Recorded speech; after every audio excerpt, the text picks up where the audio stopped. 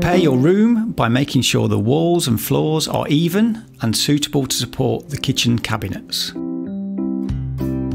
Find out the highest point of the floor and mark where that is on the wall. This will be the point from which to measure the correct level work height for the kitchen and will ensure that adjustments to the plinth won't be necessary later. To see if the walls are even, you can use a spirit level or the rail. If there is a gap, you will need to make the wall even before fixing the rail or the cabinets to the wall. A tri-square comes in handy when making sure the corners have a 90-degree angle. Check the wall in order to make sure it's strong enough to support the kitchen.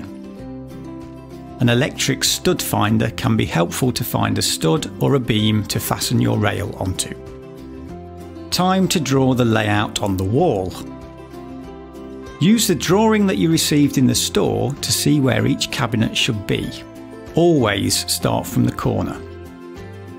Also, make sure you have the electricity, water and ventilation connections where you want them. Time to fasten the rails onto the walls.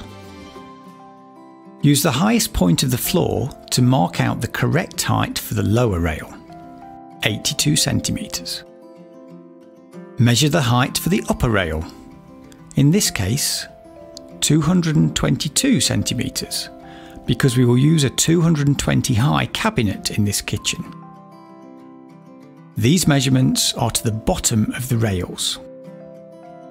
Note that some cabinets are not made to be mounted on the rail. We will show you how to install them in Chapter 3.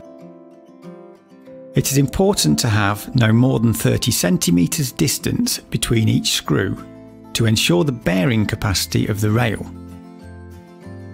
Use a flat bottom screw to fix the rail to the wall. It's important to make sure the fitting plate that comes with the rail is properly locked onto the screw. It should be horizontal so that you can adjust the height of the rail. As the wall is uneven in this case, we put spacers between the rail and wall.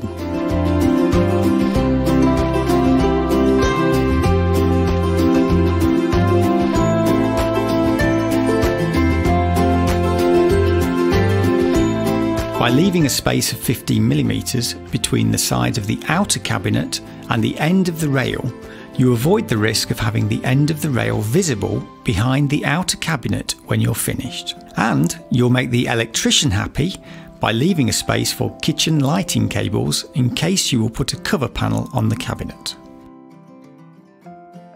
The length of the upper rail you need depends on what kind of cabinet you have close to the corner.